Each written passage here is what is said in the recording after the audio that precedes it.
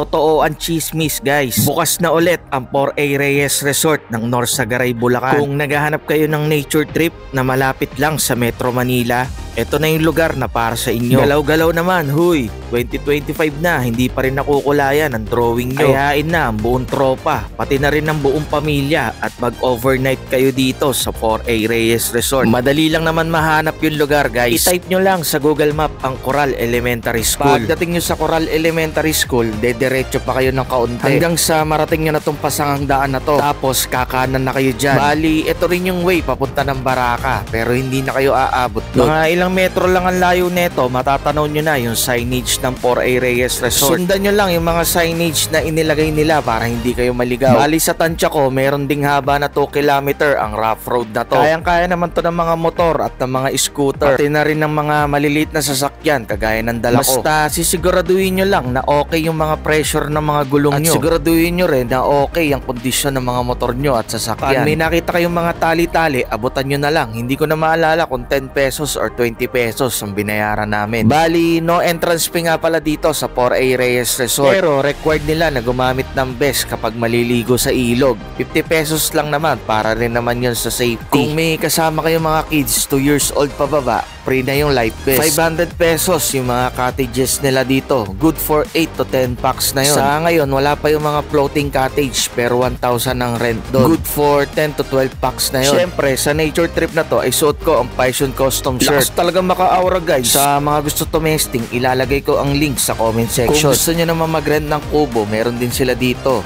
Etong big kubo, 1,200. Wala nga palang signal dito guys, pero nakaka-receive naman ako ng tawag. Kung kulang naman yung mga dala nyo, meron naman ditong maliit na tindahan. Hindi kayo maiinip dito dahil meron sila ditong ATV na pwede nyong i-rent. 300 pesos lang, may experience nyo na yung ATV ride nila. Minsan-minsan, experience nyo rin yung mga ganitong klaseng trip. Mabilis lang ang panahon. Isang araw, magulat ka na lang. Hindi mo na pala kayang gawin yung mga dapat ay nagawa mo na dati. 150 pesos ang overnight nila dito. Pag may dala kayong mga tent at gusto nyo mag-tent pitching, mag-a-add lang kayo ng 100 pesos. Yung first set ng bonfire nila ay libre na. Ang sarap pagmasdan neto bago matulog. Medyo malamig ngayon sa lugar kaya magbaon kayo ng extra kumot. Kung ayaw nyo naman mag-tent, meron dito nare-rent na TP house. 800, good for 2 to 3 packs na yun. Meron din ditong common CR pero bawal to sa Masela. Pwede kayong tumalon dito sa ilalim ng tulay, Wanto Sawa, pero mag-iingat pa rin kayo. Malinaw at malamig ang tubig dito guys. Tama lang yung lakas ng agos ng tubig. Pwede kayong magpatangay hanggang sa tapat ng 4A Reyes Resort. Like, follow and share lang for more videos at subscribe naman sa aking YouTube channel. Hanggang sa susunod na vlog na lang ulit. Maraming salamat.